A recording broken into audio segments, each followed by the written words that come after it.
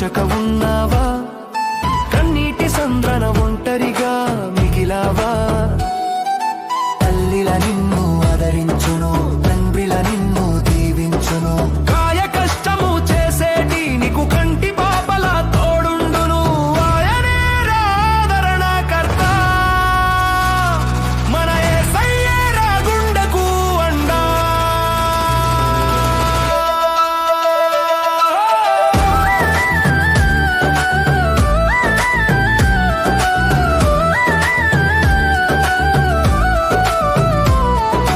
లోకమంతా చికటైనా నిన్ను విడువని జ్యోతి ఆయన.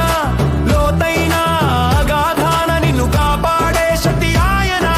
సిలువలో ప్రాణము పెట్టినాడు, మన రక్షణ దారిని చూపినాడు.